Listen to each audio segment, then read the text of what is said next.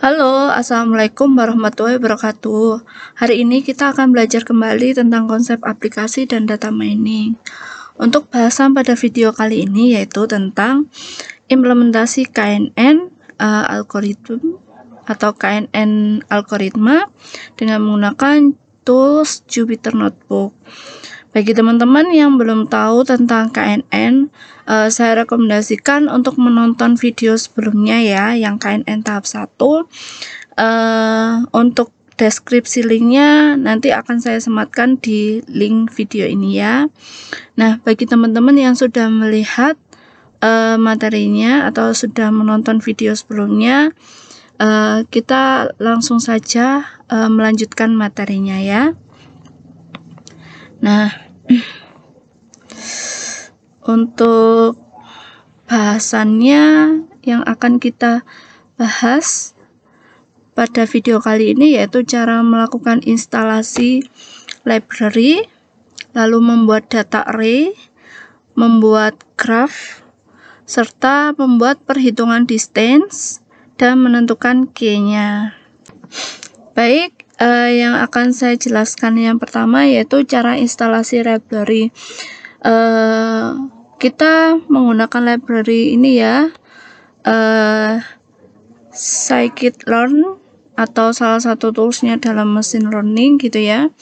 Nah, dengan menggunakan install conda install scikit strip learn gitu ya. Nanti kalau misalnya sudah terinstall, nah akan muncul seperti ini. Ini instalasinya ada di terminal atau command prompt-nya yang Anaconda. Jadi teman-teman searching saja Anaconda command prompt. Nah, nanti akan muncul seperti ini. Ini kebetulan ada di laptop saya, di base-nya di C. Nah, untuk teman-teman kemarin installnya di mana, jadi disesuaikan saja ya.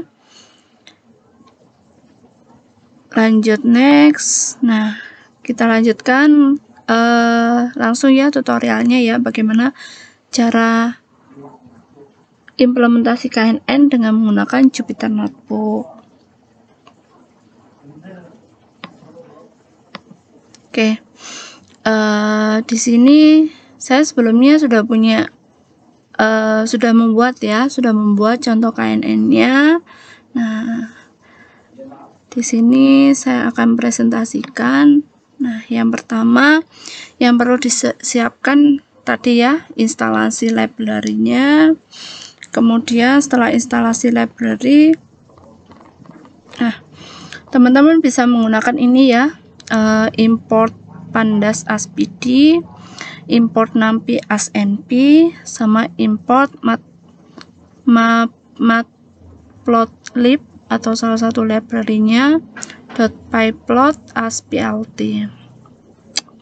Lalu persen di sini ya, persen matplotlib inline, spasi inline gitu ya. Nah, ini yang akan kita gunakan ya nanti ya. Oke, lanjut next. Nah, sebelumnya kita lakukan cek versi pandasnya ya. Nah, kenapa cek versi pandasnya ini digunakan untuk nanti ada beberapa kode-kode yang beda gitu ya. Jadi kalau misalnya teman-teman pakai yang versi apa, saya pakai versi apa, jadi nanti disesuaikan menurut versinya begitu ya. Nah, cara ngeceknya bagaimana? Dengan menggunakan pd.underscore gitu ya, underscore 2 kali, version, kemudian underscore 2 kali, kemudian shift enter. Nanti muncul versi pandasnya yang keberapa. Kebetulan ini punya saya versi 1.0.1. Jadi teman-teman coba cek ya versi pandasnya yang versi berapa. Oke, next. Nah, yang pertama-tama kita harus punya data dulu. Nah, di sini sekalian saya tutorial juga ya bagaimana cara melakukan insert data array di dalam Jupyter Notebook gitu ya. Nah, di sini saya punya sebuah variabel, yaitu variabel data yang berisi tentang array. Nah, array di sini kita bikin skala. Jadi skala kemarin kan kita sudah bahas tentang feature ya, feature extraction. Nah, untuk kasus yang pertama yaitu orange dan grapefruit. Nah, di sini untuk OR saya bikin inisial dari orange juice atau orange, buah orange gitu ya, maaf. Nah, kalau GF ini grapefruit gitu ya. Nah, kemudian di sini jangan lupa untuk cek selalu kurungnya ya. Yang pertama kurung biasa, kemudian kurung tegak 2 kali. Nah, lalu di sini untuk angka ya, atau data array yang sifatnya float gitu ya. Untuk sifatnya float atau desimal, dalam bentuk desimal, 0 di belakang koma itu bisa tidak dideklarasikan. Jadi hanya dengan titik saja itu nanti sudah langsung bisa dideklarasikan sebagai float. Itu tandanya float gitu ya. Jadi di sini saya bikin untuk feature extraction-nya kemarin orange versus grapefruit gitu ya, di video sebelumnya itu 0 gitu ya, size-nya, untuk size-nya 0, atau kita bikin titiknya di sini ya, titik size-nya 0 dan 1. Kemudian ini OR, ini teman-teman bikin 1 juga nggak apa-apa sih, kok 0 ya. Saya yang salah kayaknya. Nah, kemudian di sini OR itu orange gitu ya, untuk tanda orange. Kemudian 1.2 untuk orange juga. Nah, ini 1.2,5 untuk orange juga gitu ya. Nah, kemudian selanjutnya di sini untuk grapefruit saya bikin 3 titik 0 atau 3 titik saja, 3 titik, jadi 3,3 gitu ya, itu grapefruit. Kemudian 3,5, 3.5, 2.5 itu juga grapefruit. Kemudian 4.0, 3.0 itu juga grapefruit. Dan yang terakhir yaitu NN, atau kemarin kita bikin buah misterius gitu ya. Buah misteriusnya 3.0, di size-nya ya, feature extraction-nya 3.0, 2.5. Nah, ini saya beri nama NN. Kemudian, nah ini sebagai bandingannya ya, kita bikin sebuah query yang isinya tadi, variabel query yang isinya ini tadi ya, data yang paling terakhir atau buah misterius tadi. Nah, setelah itu oke, hasilnya bagaimana? Nah, sebentar. Oke, sudah ya. Nah, hasilnya ini kita bikin sebuah df ya, data frame atau variabel lagi yang isinya frame dari data ya. Oops, maaf. Nah, frame dari data tadi, frame dari data ini gitu ya. Nah, di sini df sama dengan pd.dataframe dalam kurung datanya, variabel yang dibikin framenya adalah data. Kemudian df.columns, kita bikin sebuah kolomnya gitu ya. Variabel yang pertama yaitu x, y, dan z. Z ini kategori ya, singkatan dari kategori. Kemudian kita print df-nya, akan muncul seperti ini. Jumlah datanya ada 7 gitu ya. Ingat kalau misalnya array dimulainya dari 0, angka 0, jadi ini totalnya ada 7, x, y, dan kategorinya. Baik, saya lanjutkan. Nah, kemudian yang selanjutnya adalah kita melakukan setting graph atau kita bikin sebuah grafnya. Nah, bagaimana cara bikin grafnya? sebentar, ini saya kecilkan dulu. Oke, sudah.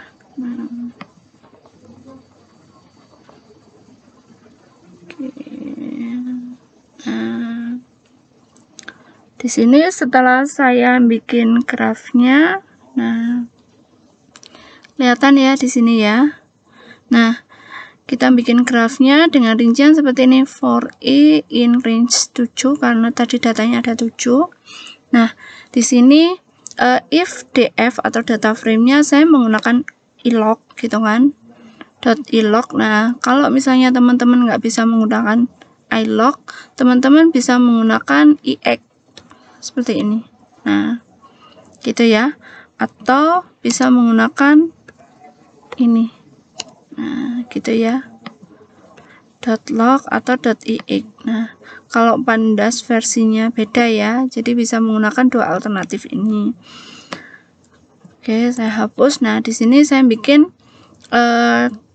cat atau kategori. Jadi di kolom kategori, apabila kategori itu sama dengan GF, maka saya bikin warnanya adalah blue. Tapi kalau kategori itu namanya OR, elif ya, else if, atau kalau di kita pemrograman lain itu else if gitu ya. Kalau di sini di Pandas dia menggunakan elif. Jadi elif dalam kurung df.log lagi, i-nya seperti ini, dari i ini ya, for i-nya. Nah, cat sama dengan OR. Kalau cat-nya kategorinya OR gitu ya, maka ini saya bikin gambarnya atau plotnya dengan warna merah. Selanjutnya kalau else atau yang lainnya saya bikin dengan ini size-nya ya, S ini size-nya lebih besar, saya bikin 200 dengan warnanya yellow. Kemudian kita bikin plt.grid, plt.grid dan plt.show. Kalau teman-teman masih kurang paham atau kurang jelas, nah bisa di berhentikan atau di stop dulu video ini ya.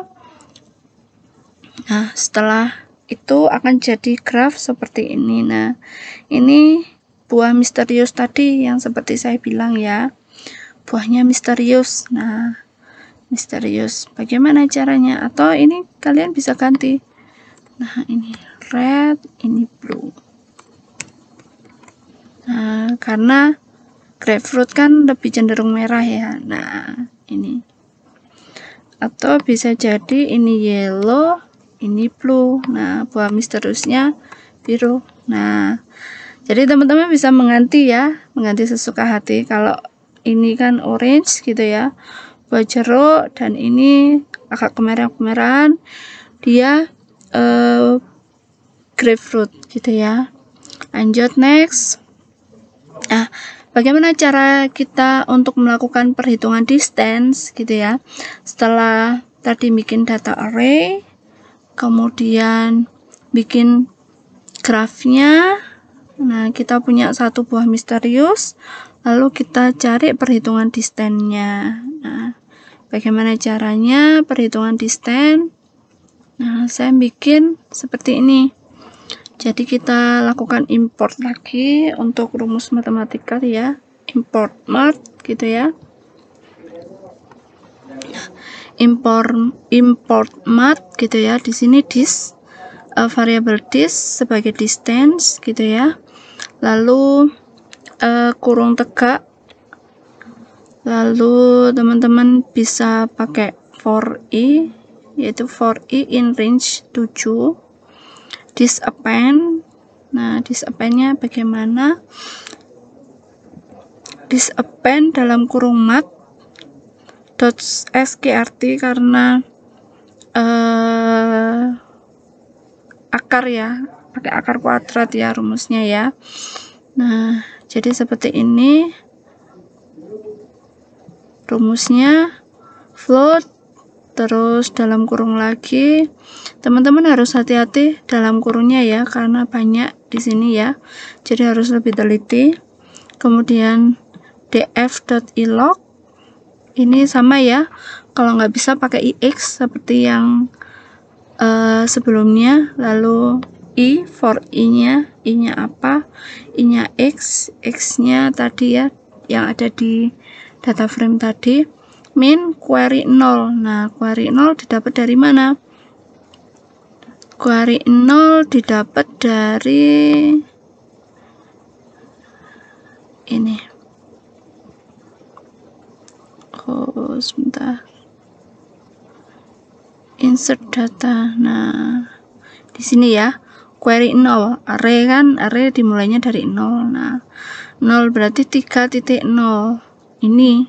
Jadi minus datanya X gitu ya, X-nya ini di minus ini gitu ya. Jadi setiap data yang ada di masing-masing baris itu tadi, yang X kita minuskan ini query 0, dan Y-nya kita minuskan di sini 2.5 atau query 1. Jadi seperti itu ya. Nah, sebentar. Oke. Jadi seperti itu ya. Query 0 dapatnya di data yang tadi. Kemudian bintang 2 kali, lalu 2. Di sini menggambarkan hasilnya dikalikan dengan 2 atau akar kuadrat atau dipangkatkan 2 gitu ya. Kemudian float lagi, kemudian df ilog I-nya Y yang kedua ya, Y, karena kita cuma punya 2 skala X dan Y. Nah, kalau teman-teman mau bikin sampai dengan 5 skala seperti contoh yang ada di Netflix bisa. Jadi ini di yang ini ya, jadi X, Y, Z nya, nah, atau pakai ABC boleh, jadi terserah teman-teman. Yang penting di sini namanya sesuai dengan nama kolomnya yang kemarin yang dibuat di data array-nya. Nah, kemudian di sini min query 1 di data yang Y tadi ya, dipangkat ke 2. Nah, setelah itu hasilnya seperti ini. Nah, teman-teman shift enter ya. Setelah shift enter, kita punya sebuah variabel baru yang bernama dis. Nah, dis ini saya insertkan ke data frame yang kita punya, sehingga kita punya di sini ya perhitungan distance-nya dari dis ini. Ini belum saya enter. Nah, oke. Perhitungan dari skala distance-nya, jadi jaraknya seperti ini ya. X-nya, jadi kalau tadi array yang nomor 1, nah X-nya skalanya size-nya 1, Y-nya 1, dia orange, skalanya dengan ini, nah dengan buah misterius tadi NN, dia 2,5. Kemudian seterusnya, kalau X-nya 1, Y-nya 2, dia kategori orange. Nah, distance-nya adalah 2.0 jaraknya. Kemudian kategori yang selanjutnya yaitu X-nya 1, Y-nya 2.5, kategori orange gitu ya. Jaraknya dengan ini adalah 2.0. Kemudian yang selanjutnya X-nya 3, Y-nya 3, kategori grapefruit gitu ya, jaraknya ternyata 0,5, lebih dekat gitu ya. Lalu selanjutnya kalau ini X-nya 3.5, Y-nya 2,5, jaraknya 0,5. Selanjutnya ini 4,0 dan 3,0, grapefruit jaraknya 3,1. Jadi seperti itu, bisa dipahami ya. Nah, kalau kita mau cari K-nya berapa, nah menentukan K ya, kita sortir dulu ya. Nah, kita sortir dulu berdasarkan jarak terdekatnya. Kita mau ambil misalnya 3 tetangga terdekat. Nah, di sini 3 tetangga terdekat ternyata grapefruit semua gitu ya. Jadi 3 tetangga terdekatnya adalah grapefruit. Nah, kalau misalnya 4 tetangga terdekat, nah ini OR-nya masuk. orange-nya, tapi lebih banyakkan yang grapefruit. Nah, otomatis berarti buah misterius itu adalah buah grapefruit. Jadi begitu ya teman-teman ya, sudah dipahami ya. Kalau masih kurang jelas bisa diulang-ulang video ini ya. Oke, untuk selanjutnya kalau mau import to Excel, nah bisa menggunakan hasilnya tadi ya, bisa menggunakan script ini df.to_excel. Ini padnya mau ditaruh di mana. Nah, mungkin itu dulu penjelasan dari saya. Nah, oke, jangan lupa untuk teman-teman selalu save ya. Jadi save-nya, kalau save project di dalam Jupyter Notebook seperti ini. Nah, ini kita rename, lalu kita save. Kalau mau export silakan bisa download, export gitu ya. Oke, mungkin itu dulu tutorial saya kali ini. Bagi teman-teman bisa mencoba dengan menggunakan studi kasus yang berbeda ya. Dan jangan lupa untuk subscribe channel ini untuk update video tutorial selanjutnya atau tutorial lainnya. Terima kasih. Wassalamualaikum warahmatullahi wabarakatuh.